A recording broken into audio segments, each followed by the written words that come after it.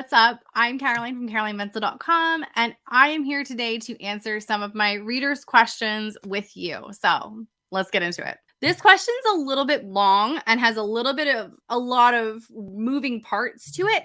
So I'm going to try to answer it as concisely as humanly possible. And I also have a diagram that we'll talk about in just a second, I promise. Okay, so here is the question. I just want to make sure that I have this right in my head. If I made an email course that's paid using a ConvertKit sequence and I have lead pages, then I need to, if I get Send Owl, I should be able to have people sign up for my freebie through a ConvertKit form, connected to a lead pages thank you page tripwire, charge them for the tripwire, which is the email course, through Send Owl, and then tag them with the purchase the course, and make a ConvertKit automation that sends them through my email course sequence. Does that sound right, or am I missing a step? Okay, so first off, there's a couple things that I wanted to address. Well, actually, there's one thing that I wanted to address right off the bat, and I had to write it down because ConvertKit, which I love, is the email service provider that I hands down recommend. Still, I know a ConvertKit landing page is not a sales page. I ran out of space here. It's not a sales page. Inside of ConvertKit, you can list products for sale. Like you can have things for sale using ConvertKit. That's their new feature within like the past 2 years, I think. Maybe it's a year. No, it would be within the past 2 years.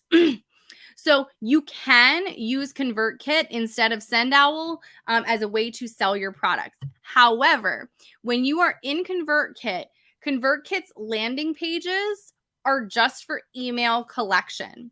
They are for lead generation. They are not for actually selling your stuff. Now, you can connect a thank you page or a form like a landing page to a tripwire later on. But that is a separate thing. That is not necessarily directly inside of ConvertKit. Or it could be, but you still need to make the actual checkout page for your product. So that's the big thing that I wanted to make sure that we understand is you can still have products with ConvertKit, but ConvertKit landing pages are not checkout pages. So number one. Number two, here's where it is going to get a little convoluted. Hang on. No. Let's see if I have a post-it. Okay, I'm just going to try to cover up this part because it's just going to get confusing. Okay, so here's how this whole process is going to work. If somebody, the way that this question is somebody signs up for a list, sees a tripwire, and buys it, what actually happens? Because the product that the person bought or that the question is about is an email course. So that is a course that will just happen through an email sequence. It will be delivered via an email sequence once they sign up. So here's how the back end stuff is going to look. This is the back end over here, my little arch over here. So the person buys the product and immediately they get added to the tag that says that they bought the product.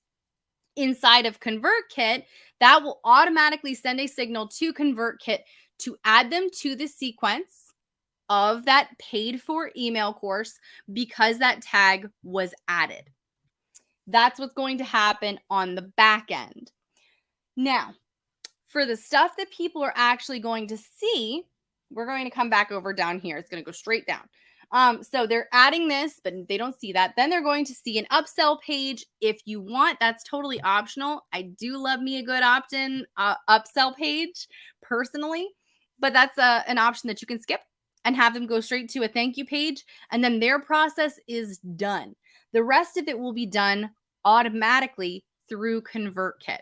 So what this is going to look like is inside of your visual automation, which is how I set everything up inside of ConvertKit, is through the visual automations.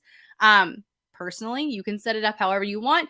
You can set it up in rules inside of ConvertKit, but personally, I like to use the visual automation so that I can see the process that they go through. It shows you step by step by step your customer's journey through your process. So inside of your visual automation, the tag gets added and boom, automatically they get entered into the email course sequence. Now, For this email course, I know that this wasn't a question about email courses, but I'm going to tell you guys a few things about email courses. If you are going to do a course that is delivered solely through email, that's totally fine.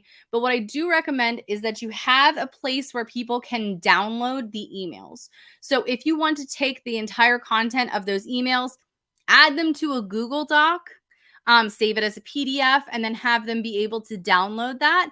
I think that that would be really helpful. Maybe if you're doing something that has videos inside of it, have a private playlist that they can make sure that they save.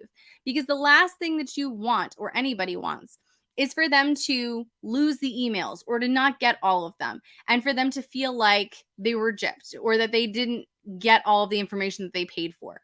So that's just a personal thing that you can do. You don't necessarily need to do a course platform, although I do love course platforms.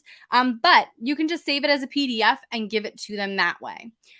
You can still deliver it through an email, regular emails, but make sure that you have a way that they can keep that those pieces of information that you're giving them in a way that they can actually use again and again and again. We want people to have a really good customer experience with us. And that's the way that you can do it, is make sure that they don't have to necessarily like save all of these emails inside of a specific folder inside of your Gmail account. So give it to them and make it easy for them to actually take advantage of that. But yes, this is kind of the general process when we're talking about people who are buying a product. They see this part, they go through, they buy the product, they see the checkout page, they buy the product, they go to the upsell page, they can choose yes or no to buy that product. They see the thank you page that tells them like, expect an email from Teachable within the next 15 minutes, and then you will get your link to the course, or expect an email in 15 minutes when you will see this title, or like tell them the subject line of the email that they should be looking out for. And then they're done. Set up the expectations on the thank you page as to what the next steps are, and then they're done. Your course itself should outline what the next steps are, should outline what the expectations should be for this course. But all that they see is this part. That's it. So we make things a lot more difficult on ourselves than we really need to make them. But this is like the two-step process inside of a visual automation in ConvertKit. When someone buys, the tag is added, and then they get sent to the sequence immediately. That's it. Thank you so much for being here today. I hope that you learned a lot. I hope that helped you. Remember to subscribe to the channel, like, and leave your comments. Or if you have any questions, leave them in the comments. I'd be more than happy to answer them for you. And I will see you guys next time. Bye.